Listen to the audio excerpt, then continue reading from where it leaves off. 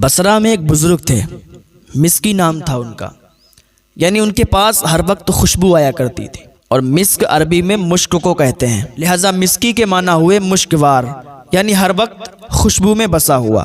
ان بزرگ کی خاصیت یہ تھی کہ ہر وقت معطر خوشگوار رہا کرتے تھے، ان کے پاس سے خوشبو آیا کرتی تھی، جس گلی سے جس محلے سے گزر جاتے تھے لوگ سمجھ جاتے تھے کہ حضرت مسکی تشریف لے آئے ہیں، مسجد میں چلے جاتے تھے لوگ سمجھ جاتے تھے کہ مسکی تشریف لے آئے ہیں، اتنی زیادہ ان کے پاس خوشبو آیا کرتی تھی۔ کسی نے پوچھ دیا کہ حضرت آپ کے پاس یہ اتنی خوشبو کہاں سے آتی ہے، کون سا عطر استعمال کرتے ہیں، ہمیں بھی بتائیں نا، ہم بھی عطر لگائیں گے۔ انہوں نے کہا ہم کوئی عطر نہیں لگاتے ہیں، ہم کوئی خوشبو نہیں لگاتے، ہمارا واقعہ بڑا عجیب ہے۔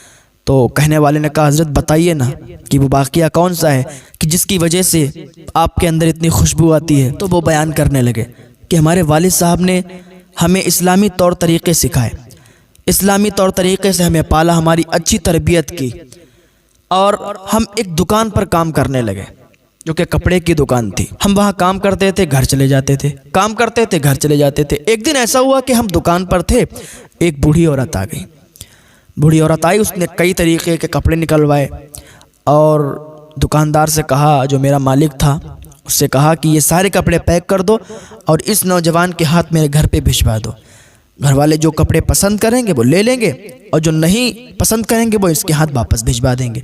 دکاندار نے ایسا ہی کیا کہ سارے کپڑے پیک کیے اور مجھے دے دیے۔ میں اس بوڑھی کے گھر چلا گیا۔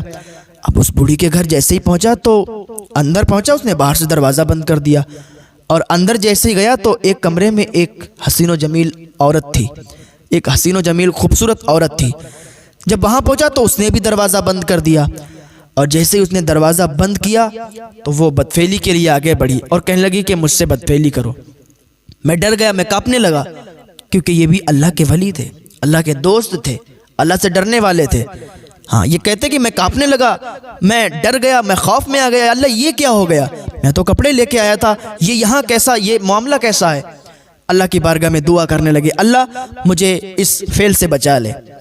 وہ عورت کہہ رہی تھی کہ تمہیں یہ فعل کرنا ہی ہوگا، اگر نہیں کرو گے تو میں چیخ مار دوں گی، میں چلا دوں گی، آواز جب باہر جائے گی تو محلے والے اندر آئیں گے اور تمہیں بہت ماریں گے، ذلیل کریں گے، اس سے بہتر ہے کہ تم میرے ساتھ بدفعلی کر لو۔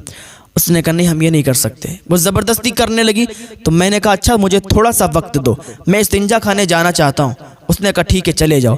میں استنجا خانے گیا، جانے کے بعد میں نے گندگی کو اپنے منہ پہ، اپنے کپڑوں میں، ہاتھوں پہ، ہر جگہ لگا لیا، اور جب باہر آیا تو وہ عورت مجھ سے گھن کھا کے پیچھے ہٹ گئی اور کہا یہ کوئی آوارہ سا پاگل ہے، اس کو باہر نکالو، اور مجھے باہر کر دیا۔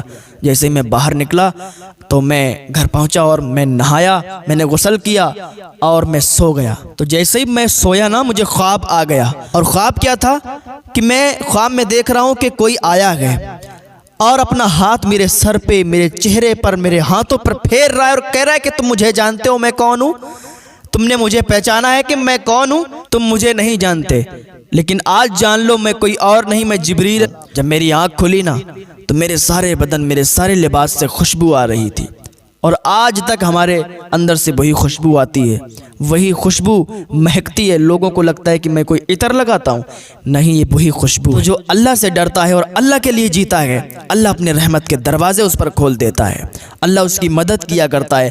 وہ اگر کہیں پھنس جاتا ہے اور اللہ کو پکارتا ہے تو اللہ کی مدد اس کے لیے اترتی ہے۔ اللہ کے بن کے تو دیکھو، اللہ کے لیے زندگی گزار کے تو دیکھو، اللہ کی عبادت کر کے تو دیکھو، اللہ تمہارا ہر موڑ پر ساتھ دے گا۔ اللہ کی بارگاہ میں دعا ہے اللہ ہمیں نیک عمل کرنے کی توفیق